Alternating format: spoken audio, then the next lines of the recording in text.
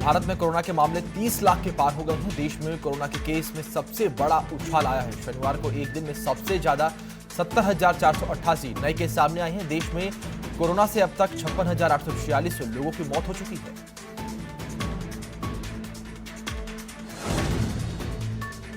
भारत की पहली corona vaccine Covishield 73 दिनों में इस्तेमाल के लिए बाजार में उपलब्ध होगी। कोविशील्ड को पुणे की बायोटेक कंपनी सीरम इंस्टीट्यूट बना रही है। राष्ट्रीय टीकाकरण कार्यक्रम के तहत भारत सरकार भारतीयों को कोरोना का मुफ्त टीका लगाएगी। दुनिया भर में कोरोना ने कहर मचा रखा है। कोरोना मामलों की बढ़ती रफ्तार थमने का नाम नहीं ले रही है। रोजाना संक्रमण के लाखों मामले सामने आ रहे हैं। अब तक दुनिया भर में 2.33 करोड़ लोग इसकी चपेट में आ चुके हैं और इसमें से 8,07,000 से ज्यादा लोग अपनी जान गंवा चुके हैं। वहीं इस बीमारी से ठीक होने वाले मरीजों का आंकड़ा 1,59,00,000 के पार पहुंच चुका है। हालांकि दुनिया में अभी भी 67 लाख एक्टिव केस हैं। पिछले 24 घंटे में 2.5 लाख नए मामले सामने आए हैं। 5,089 लोगों की जान चली गई। रूस ने कहा है कि उसने कोरोना वायरस की नई वैक्सीन तैयार कर ली है। इससे पहले 11 अगस्त को रूस के राष्ट्रपति व्लादिमीर पुतिन ने कहा था कि रूस ने कोरोना वायरस की सफल वैक्सीन तैयार कर ली है। ऐसा करने वाला रूस पहला देश बन गया था। रूस ने पहली कोरोना वैक्सीन के उपयोग की इजाजत भी दे दी थी। अब रूस ने दूसरी वैक्सीन तैयार करने का दावा किया है। डेली मेल की रिपोर्ट के मुताबिक रूस का कहना है कि पहली वैक्सीन के जो साइड इफेक्ट सामने आए थे वे नई वैक्सीन लाने पर नहीं होंगे।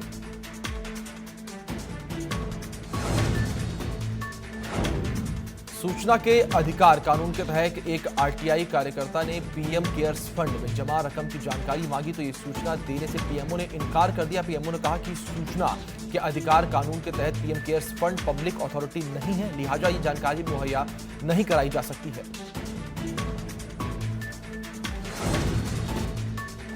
सुशांत सिंह राजपूत केस की जांच संभालने के बाद सीबीआई एक्शन में है।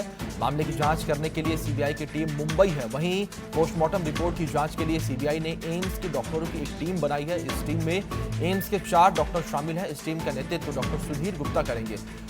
सुशांत केस से जुड़ी हर अपडेट के लिए वो पेज पर बने रहेंगे।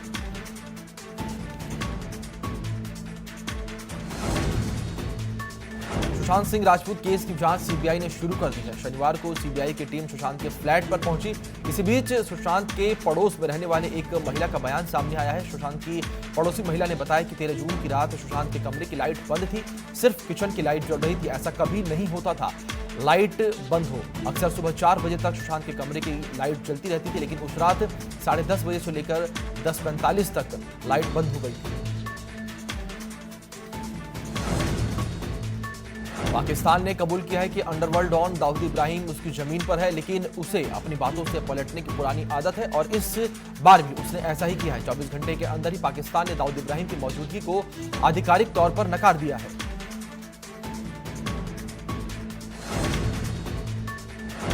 तबलीगी जमात मामले में विदेशियों सहित कई लोगों के खिलाफ दायर एफआईआर को खारिज कर दिया है।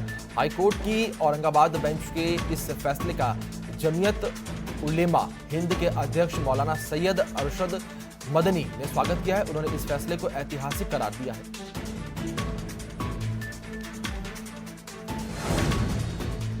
बलरामपुर में आतंकी यूसुफ की निशानदेही पर छापेमारी जारी है। दिल्ली एटीएस और पुलिस लगातार छापेमारी कर रही है। यूसुफ के पैतृक गांव और ससुराल में भी छापेमारी की गई है। बलरामपुर के उतरौला तैयबपुर गांव में देर रात छापेमारी। इस दौरान एटीएस और पुलिस ने कुछ लोगों को हिरासत में भी लिया है। अभी बलरामपुर के अतरौला में ही रखा गया है आतंकी अबू यूसुफ को।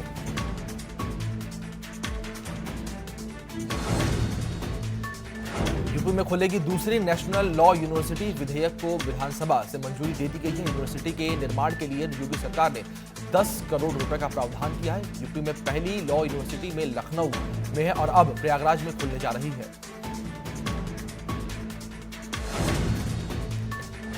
आगरा में लूट की योजना बनाते वक्त पुलिस ने बदमाशों को घेर लिया। इस दौरान पुलिस और बदमाशों के बीच मुठभेड़ हो गई।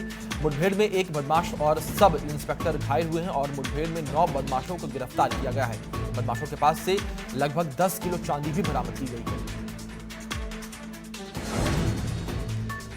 फिरोजाबाद में पुलिस और बदमाशों के बीच मुठभेड़ हो गई। पुलिस के हत्थे 20,000 का इनामी बदमाश चढ़ा है। मुठभेड़ के दौरान बदमाशों के पैर में गोली लग गई। इसी बीच मौका पाते ही एक बदमाश फरार हो गया। फरार हुए बदमाश पर लूट और हत्या का आरोप है।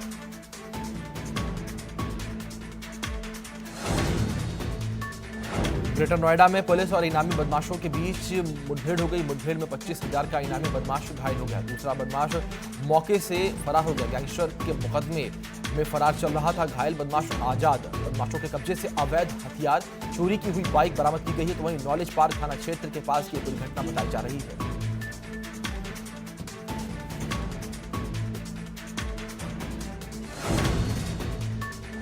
मेरठ में पुलिस और बदमाशों के बीच मुठभेड़ हुई है। नौचांदी पुलिस की टॉप 10 लिस्ट में शामिल है बदमाश। मुठभेड़ में घायल हुए बदमाश संदीप कश्यप पर दर्ज है 1 दर्जन से ज्यादा मुकदमे। बदमाश के पास से तमंचा और बाइक बरामद की गई है। नौचंदी थाना क्षेत्र के पास की पूरी घटना है।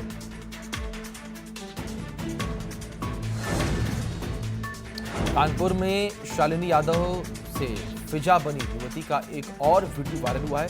उन्होंने फेसबुक पर वीडियो वायरल कर अपील की है। वीडियो में शालिनी ने कहा है कि हमारे निकाह को लव जिहाद ना कहें। मैंने अपनी मर्जी से अपने दोस्त फैसल से निकाह किया है। हम सभी धर्मों का सम्मान करते हैं, हमें परेशान न किया जाए।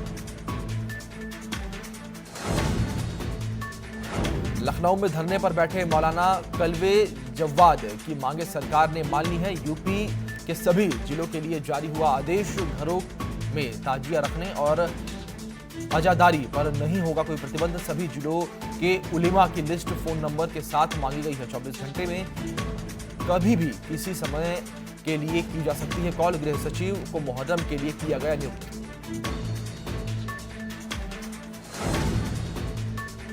कानपुर में गंगा में नाव पलटने से बड़ा हादसा हो गया। नाव में सवार 7 लोग गंगा में डूब गए। डूबने वालों में 5 लोग कुकरादेव के रहने वाले हैं, जबकि 2 लोग पटकापुर गांव के रहने वाले हैं। पुलिस और गोताखोरों ने 4 लोगों को बचाया, जबकि हादसे में 3 लोगों की मौत हो गई। चौबेपुर थाना क्षेत्र के पटकापुर गांव की पूरी घटना है।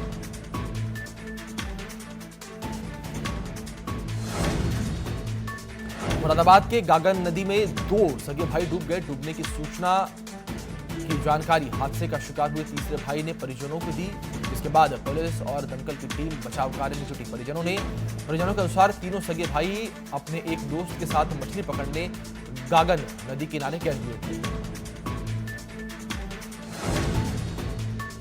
वाराणसी में एक बड़ा हादसा होते होते बच गया। वाराणसी के दीनापुर सीवरेज ट्रीटमेंट प्लांट में क्लोरीन गैस लीकेज हो गया। गनीमत की बात यह रही कि कोई बड़ा हादसा नहीं हुआ। डीएम ने बताया कि फिलहाल क्लोरीन गैस का रिसाव रुक गया है। गैस मीटर की जांच की जा रही है। साथ ही बताया कि 8 सिलेंडर सुरक्षित भी हैं।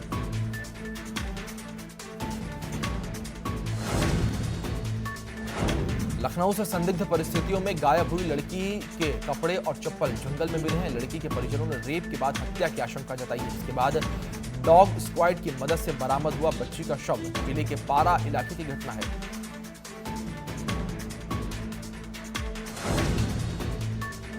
इटावा में 12 साल की लड़की ने लगाया गैंगरेप का आरोप। लड़की ने 4 लोगों पर लगाया है गैंगरेप का आरोप। आरोपियों में बीजेपी नेता मनोज राजपूत भी शामिल है। पुलिस ने गैंगरेप की बजाय छेड़छाड़ का मुकदमा दर्ज किया। गैंगरेप की घटना को संदिग्ध मान रही है पुलिस। मेरठ में पेट्रोल पंप पर बाइक सवार बदमाशों ने हंगामा किया। बदमाशों ने पेट्रोल पंप पर काफी देर तक उत्पात मचाया। पेट्रोल पंप पर आग लगाने की धमकी देते रहे। मौके पर पहुंची पुलिस ने एक युवक को हिरासत में लिया है। 2 युवक बाइक से फरार हो गए। थाना सदर बाजार क्षेत्र का पूरा मामला है। मथुरा के नौझील थाने के कस्बा नौझील में उस वक्त समय अफरा तफरी फैल गई जब एक 11 साल की बालिका से छेड़छाड़ के विरोध में एक ही समुदाय के 2 पक्ष आमने सामने आ गए और दोनों पक्षों में जमकर पथराव और फायरिंग हुई, जिसमें आधा दर्जन से अधिक लोग जो है घायल हो गए। तो मौके पर पहुंची पुलिस ने घायलों को इलाज के लिए अस्पताल भिजवाया और मुकदमा दर्ज कर आरोपियों को तलाश में जुट गई है।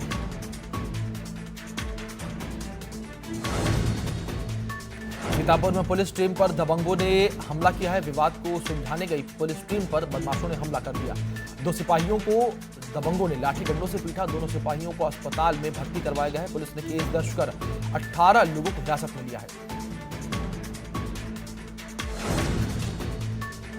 बहराइच में पुलिस ने भारत नेपाल बॉर्डर पर तस्करों के एक बड़े गिरोह का पर्दाफाश किया है। पुलिस ने तस्करों का पर्दाफाश करते हुए 9 लोगों को गिरफ्तार कर लिया है, जिसके कब्जे से भारी मात्रा में नेपाली गुटखा की खेप बरामद की गई है। साथ ही बदमाशों के पास से 1,81,905 रुपए भी बरामद किए गए हैं।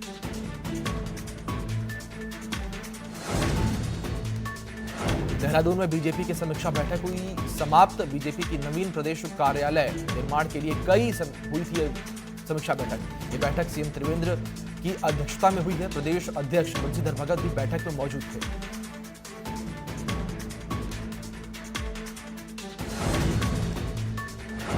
यूपी के महाराजगंज जिले के फरेंदा थाना क्षेत्र में गोरखपुर से आ रही एक बाइक अनियंत्रित होकर ट्रक में जा घुसी, जिससे बाइक सवार एक युवक के मौके पर ही मौत हो गई, तो वहीं दूसरा गंभीर रूप से घायल है, जिसे इलाज के लिए गोरखपुर मेडिकल कॉलेज रेफर किया गया है।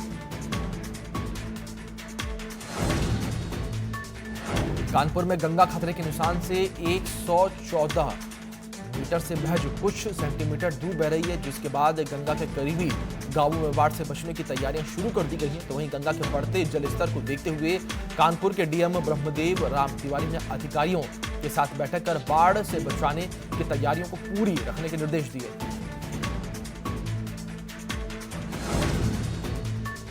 बरेली में खेत में घूमता दिखा तेंदुआ। तेंदुआ दिखने से ग्रामीणों में दहशत। कई जानवरों को तेंदुआ बना चुका है अपना शिकार। तेंदुए को भगाने के लिए ग्रामीणों ने हवाई फायरिंग की।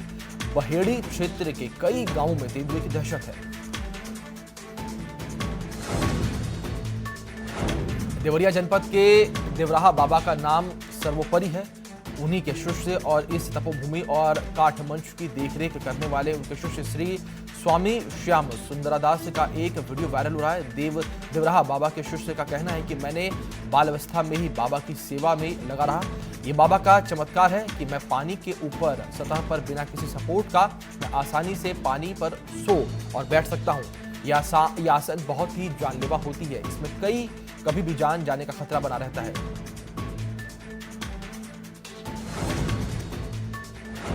जौनपुर के रहने वाले एक बुजुर्ग दंपत्ति अपने पोते की मौत के बाद शव वाहन के लिए दौड़ते रहे, लेकिन स्वास्थ्यकर्मी एम्बुलेंस के लिए पैसे की डिमांड करने लगे।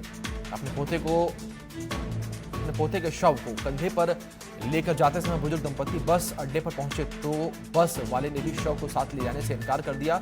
बाद में स्थानीय और पुलिस वालों ने बस ड्राइवर पर दबाव बनाते हुए बुजुर्ग दंपत्ति को बस में बैठाकर घर के लिए रवाना किया।